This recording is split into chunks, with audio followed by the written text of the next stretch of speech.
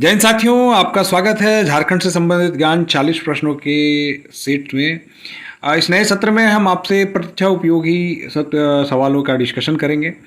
एक एक प्रश्न महत्वपूर्ण है, इसलिए कृपया स्किप ना करें। महत्वपूर्ण इसलिए भी है कि हम एक प्रश्न के साथ साथ 3-4 प्रश्नों का उल्लेख करते हैं, तो एक एक प्रश्न आपके लिए महत्वपूर्ण है।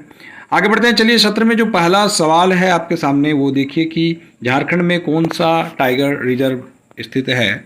तो झारखंड में जो है यह पलामू टाइगर रिजर्व अवस्थित है और यह झारखंड का इकलौता टाइगर रिजर्व है। यह 1974 में बाघ परियोजना के अंतर्गत गठित प्रथम 9 बाघ आरक्षकों में से एक है। अय्यर बांध बनाया गया है, किस पर है जरा देखें कि अय्यर बांध जो है दामोदर नदी पर बनाया गया है। अय्यर बांध का निर्माण कब हुआ? 1959 ईस्वी में हुआ था। निम्नलिखित में से किस प्रकार की मिट्टी का स्थानीय नाम गोरिश है? ध्यान दीजिएगा कि निम्नलिखित में से किस प्रकार की स्थानीय मिट्टी का नाम गोरिश है। तो गोरिश जो है वह बलुआ दोमट मिट्टी का नाम है। झारखंड झारखंड का क्षेत्रफल भारत के क्षेत्रफल का कितना प्रतिशत है? तो 2.42% है झारखंड का। इससे संबंधित सवाल और भी हैं कि झारखंड का क्षेत्रफल वर्ग किलोमीटर में कितना है? तो 79,714 वर्ग किलोमीटर है और क्षेत्रफल की दृष्टि से भारत में 15वां स्थान रखता है झारखंड। किस खनिज का एकमात्र उत्पादक राज्य झारखंड है? तो यूरेनियम एवं पाइराइट का एकमात्र उत्पादक राज्य झारखंड है। ठीक है, ये झारखंड के अलावा कहीं नहीं होता है। निम्न में से किसी विश्व बैंक द्वारा सहायता प्राप्त नहीं है? ध्यान दीजिएगा कि मैंने कहा कि इन्हें विश्व बैंक द्वारा सहायता प्राप्त नहीं है। तो लोहा इस्पात उद्योग को जो है विश्व बैंक के द्वारा सहायता प्राप्त नहीं है। आगे बढ़ते हैं कि किस जिले में अंतर्राष्ट्रीय हवाई अड्डा का निर्माण किया गया है? देवघर में इंटरनेशनल एयरपोर्ट का निर्माण किया गया है। जी हाँ। आगे बढ़ते हैं कि देवघर षड्यंत्र केस में कुल कितने व्यक्तियों को गिरफ्तार किया गया था? तो इसमें 20 लोगों को गिरफ्तार किया गया था। वीरेंद्रनाथ भट्टाचार्य के मकान से 1977 में पिस्टल एवं कारतूस के साथ क्रांतिकारी साहित्य बरामद हुई थी। इस केस को देवघर षड्यंत्र केस के नाम से जाना जाता है। कुल 20 लोगों को गिरफ्तार किया गया था। आगे बढ़ते हैं कि सविनय अवज्ञा आंदोलन के दौरान झारखंड में से निम्न में से किसके नेतृत्व में संपूर्ण किसान आंदोलन चलाया गया? तो यदुवंश सहाय के नेतृत्व में संपूर्ण किसान आंदोलन चलाया गया। भारतीय पुरातत्व में निम्नलिखित में से झारखंड को किन जिलों के लिए असुर शब्द का प्रयोग नहीं किया गया है? तो हजारीबाग, जी हाँ, रांची, गुमला एवं लोहरदगा के जिलों के लिए असुर शब्द का प्रयोग किया गया है, तो हजारीबाग के लिए नहीं किया गया है। आगे बढ़ते हैं। किस नागवंशी राजा ने नवरत्नगढ़ महल एवं जगन्नाथ मंदिर का निर्माण कराया? तो दुर्जन शाह एनिसा, जी हाँ, दुर्जन शाह एनिसा। जहांगीर के समकालीन दुर्जन शाह ने दोईसा में 5 मंजिला नवरत्नगढ़ महल का निर्माण कराया था तथा 1691 ईस्वी में एनिसा द्वारा रांची के जगन्नाथपुर में पुरी के तर्ज पर जगन्नाथ मंदिर निर्माण कराया था। अगला प्रश्न आपके स्क्रीन पर है कि झारखंड में बिरसाइत संप्रदाय किसके द्वारा शुरू किया गया था? बिरसाइत संप्रदाय किसके द्वारा शुरू किया गया था? तो बिरसा मुंडा के द्वारा बिरसाइत संप्रदाय की शुरुआत की गई थी। अगला प्रश्न आपके स्क्रीन पर है कि उड़ीसा के किस राजा के ताम्रपत्र में पहली बार झारखंड का उल्लेख हुआ है? तो पूर्वी गंग वंश के शासक नरसिंह देव द्वितीय हैं ने 12वीं शताब्दी में खुद को झारखंड का राजा घोषित किया है। इन्हीं के ताम्रपत्र पर पहली बार झारखंड का उल्लेख मिलता है। अगला प्रश्न है कि निम्न में से किसका वर्णन चैतन्य चरित्रामृत में मिलता है? तो कोराम्बे का मिलता है। चुआड़ विद्रोह के संबंध में कौन सा कथन असत्य है? तो चुआड़ विद्रोह के संदर्भ में चुआड़ विद्रोह के फलस्वरूप अंग्रेजों ने चुआड़ की भूमि जब्त कर ली, ये असत्य है। झारखंड के पहले अंतर्जातीय आदिवासी संगठन छोटानागपुर उन्नति समाज की स्थापना कब हुई थी?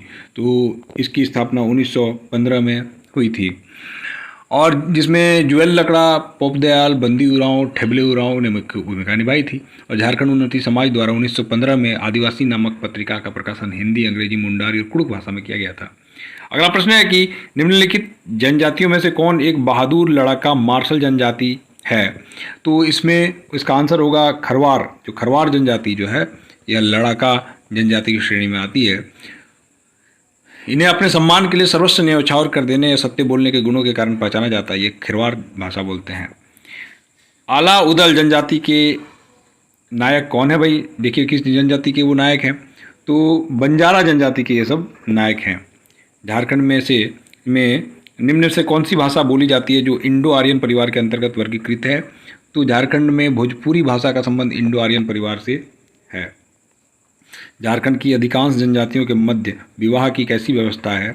तो झारखंड के अधिकांश के बीच में बहिर्विवाही है जो है, जनजातीय बहिर्विवाह का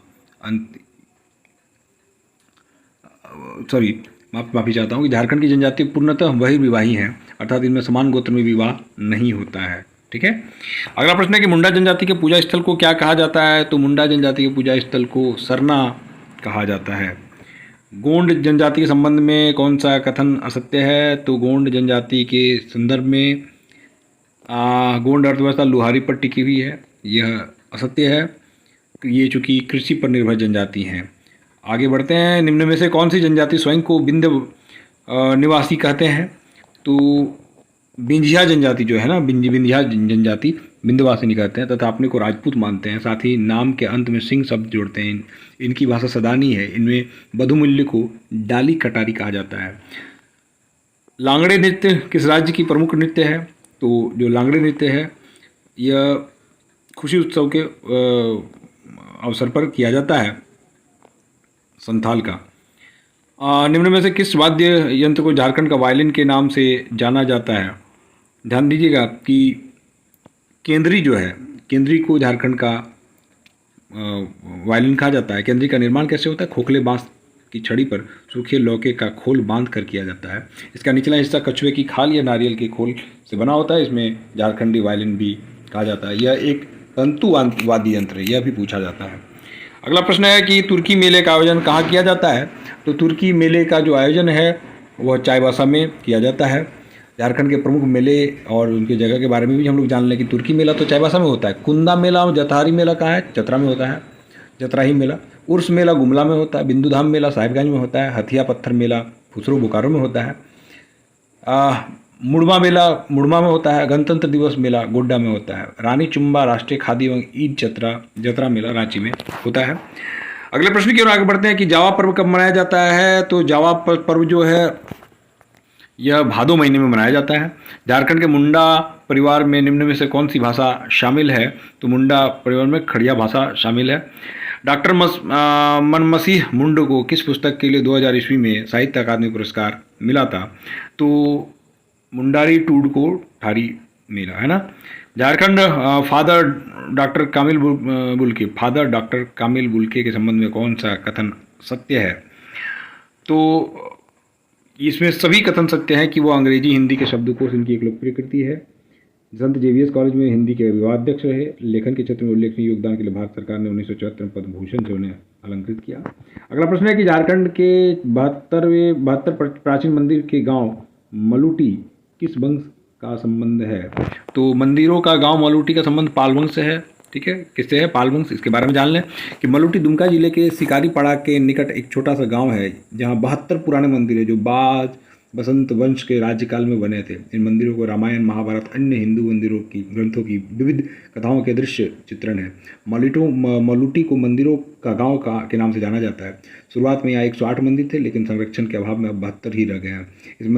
इस मंदिर को 2015 के गणतंत्र दिवस समारोह में झांकी में द्वितीय पुरस्कार प्राप्त हुआ था। जी हाँ।